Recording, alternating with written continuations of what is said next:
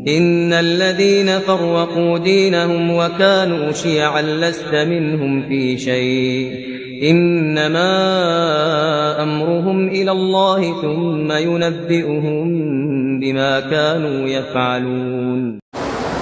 Bismillahirrahmanirrahim. Assalamualaikum warahmatullahi wabarakatuh. Innal hamdalillah nahmaduhu wa nasta'inuhu wa nastaghfiruh wa na'udzu billahi min sururi anfusina wa min sayyiati a'malina. Man yahdihillahu fala mudhillalah wa man yudlil fala hadiyalah. Asyhadu an la ilaha illallah wahdahu la syarikalah wa asyhadu anna Muhammadan abduhu wa rasuluh. Amma ba'd.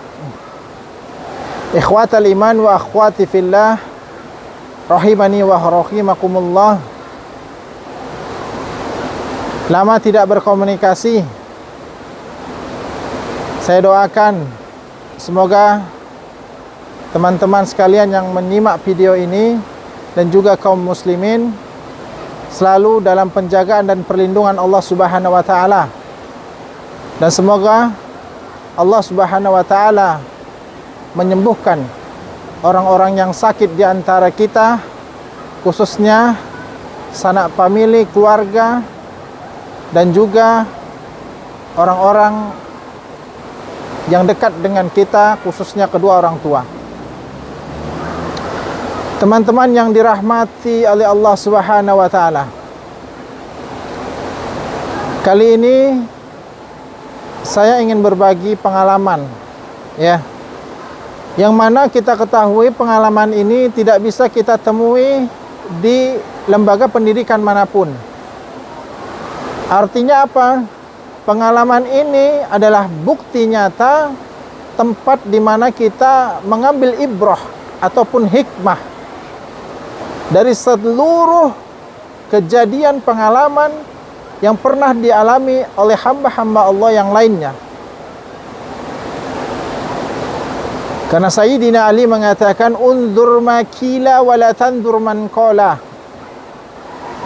Lihatlah apa yang disampaikan, namun jangan melihat siapa yang menyampaikan. Singkat cerita, pada satu saat saya antri di sebuah bank. Kalau tidak salah saat itu ingin memindahkan dari tabungan A ke tabungan B. Kemudian antri lumayan panjang pada saat itu. Dan subhanallah, Allah mudahkan proses migrasi pada saat memindahkan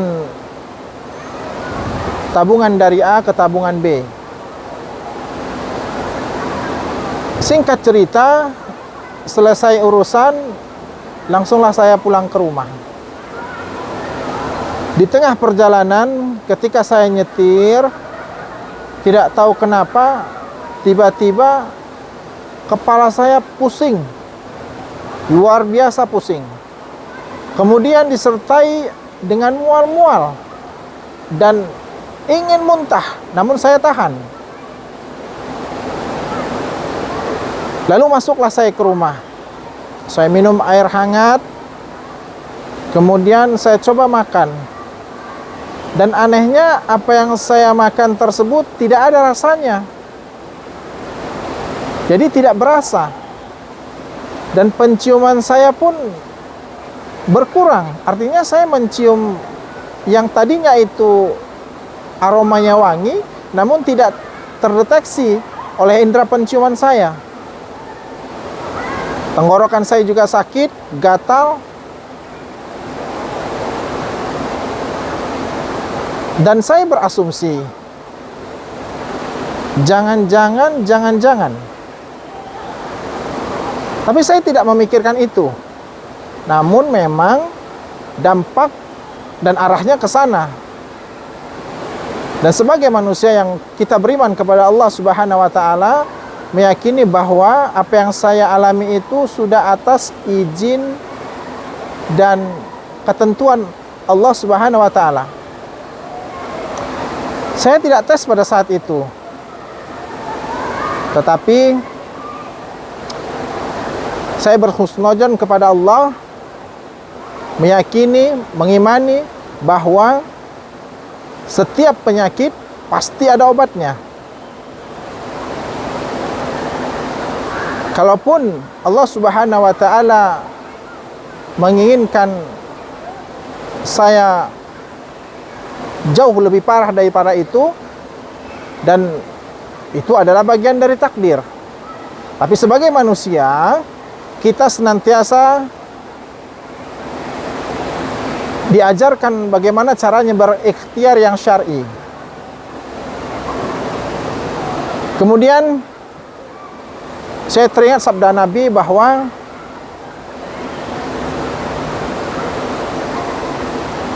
zintan hitam atau habatu sauda adalah obat seluruh macam penyakit selain kematian. Lalu saya konsumsi.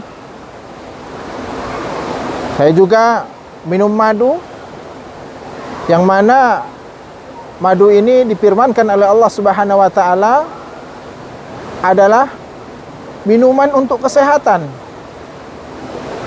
Dan saya mengimani itu, saya meyakini itu.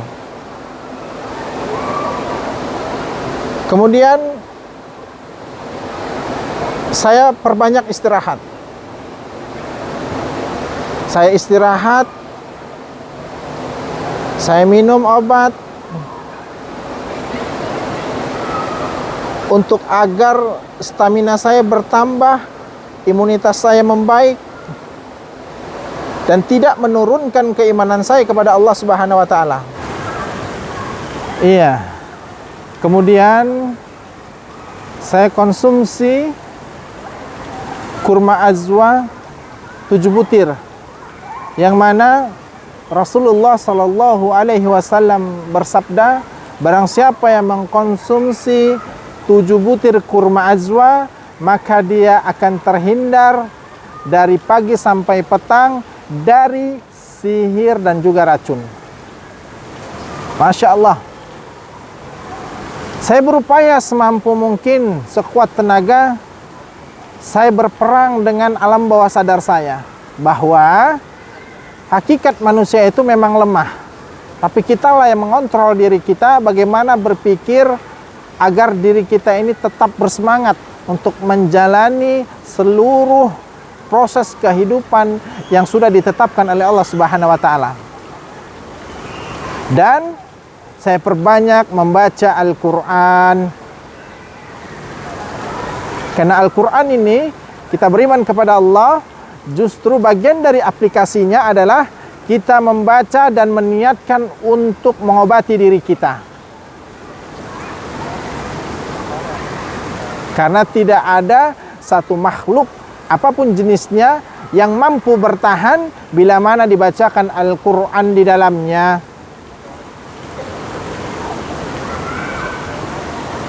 Semua kita adalah manusia, pasti pernah berbuat salah dan dosa. Pasti yang namanya manusia itu lemah. Disinilah saya belajar bahwasanya tidaklah satu perkara itu diberikan oleh Allah Subhanahu wa taala kecuali akan ada di balik itu kebaikan-kebaikan yang Allah sudah persiapkan. Saya berprasangka baik kepada Allah, dan semoga Allah Subhanahu wa taala menjadikan sakit saya pada saat itu adalah penggugur dosa-dosa saya di masa lalu. Bagaimana caranya agar sakit itu menjadi penggugur dosa? Tentu dengan sakit itu kita semakin giat beribadah kepada Allah. Semakin ringan lisannya berzikir kepada Allah. Semakin memperbanyak kita membaca kalamullah. Karena dengan sakit itu kita semakin ingat dan semakin kuat pikiran ini mengarah kepada kematian. Allah Subhanahu wa taala berfirman, A'udzu billahi samiil alim minasyaitonir rajim. Wa nunazzilu minal Qur'ani ma huwa shifaa'un wa rahmatul lil mu'minin wa la yazidudz zalimina illa khasara. Dan Allah Subhanahu wa taala menurunkan Al-Qur'an sebagai syifa, sebagai obat. Inilah yang harus kita yakini. Segala sesuatu perkara apapun di dunia ini wajib kita kembalikan kepada Allah. Apapun jenis penyakitnya, corona, virus, kanker, kista, miom, seluruh penamaan penyakit di abad ini, itu semua datangnya dari Allah Subhanahu wa taala. Dan kita sebagai kaum muslimin berhak mengembalikannya kepada Allah. Artinya kita bertawakal kepada Allah, memohon kepada Allah agar diangkat seluruh penyakit, keburukan, kemudaratan yang ada dalam diri kita. Tidak ada satu daun pun yang jatuh gugur dari pohonnya kecuali atas izin Allah. Ballighu anni walau ayah. Sampaikanlah dariku, kata Rasulullah sallallahu alaihi wasallam, walaupun satu ayat. Ayat ini adalah pegangan buat kita untuk kita terus menyerahkan seluruh permasalahan hidup kita kepada Allah. Jangan pernah dipengaruhi oleh status-status seseorang, oleh berita-berita hoax di sosial media, karena itu akan mempengaruhi akal pikiran kita, imunitas kita, iman kita, sehingga mengalihkan kita untuk bertawakal kepada Allah. A'udzu billahi minasyaitonir rajim. Wa may yattaqillaha yaj'al lahu makhraja wa yarzuquhu min haitsu la yahtasib. Barang siapa yang bertakwa kepada Allah, kata Allah, maka Allah akan memberikan kepadanya rezeki dari arah yang tidak kita sangka-sangka. Dan barang siapa yang bertakwa kepada Allah, maka Allah akan memudahkan seluruh urusan kita, seluruh keperluan kita akan dipermudah oleh Allah Subhanahu wa taala. Artinya apa? Kita, akal pikiran kita, semua dalam kuasa Allah. Ubun-ubun kita dalam genggaman Allah. Artinya, dari mana akal ini bisa berpikir kemudian melakukan tindakan sesuatu kecuali atas izin Allah di sana? Allah Subhanahu wa taala yang menggerakkan kita untuk mengambil mushaf kita di lemari dan meniatkan diri kita untuk mengobati seluruh penyakit kemudaratan yang ada dalam diri kita sehingga kita sembuh dari yang namanya penyakit apapun penamaannya di muka bumi ini. Al-Quran tidak mungkin salah, Al-Quran tidak mungkin berbohong. Hanya kita sajalah sebagai manusia yang kurang yakin, kurang percaya diri, kurang mengimani, terlalu menuruti syaitan laknatullah alaih, sehingga kita enggan, berat untuk mengambil Al-Quran di lemari kita. Kemudian teman-teman sekalian yang semoga dirahmati oleh Allah Subhanahu wa taala, pikiran kita adalah raja bagi tubuh ini. Dan dari pikiran inilah kita dimudahkan oleh Allah untuk berbuat sesuatu yang memang itu dibenarkan dalam syariat Islam. Allah Subhanahu wa taala sudah menurunkan kurma, minyak zaitun, minyak bidara, yang mana nanti minyak pohon bidara ini adalah bagian dari pohonnya surga. Kita lihat bila di dunia dia setiap daunnya berduri, namun di surga insya Allah taala pohonnya tidak ada durinya. Artinya buahnya manis, masya Allah. Kemudian Minyak kasturi adalah sesuatu minyak yang memang disukai oleh Rasulullah SAW, dan ini menenteramkan jiwa, menenangkan hati, membuat kusuk kita ketika beribadah kepada Allah. Sakit itu adalah ujian kepada kita untuk senantiasa terus bertakwa kepada Allah, kembali kepada Allah, menyiapkan bekal kita untuk menghadap kepada Allah. Dan yakinlah, apapun yang terjadi di dunia ini sudah dalam pantauan Allah. Kita semua tidak perlu khawatir. Musibah yang terjadi di negeri ini pasti berakhir. Tidak ada yang abadi ketika dia dikaitkan dengan dunia. Semuanya sementara dan pasti berlalu.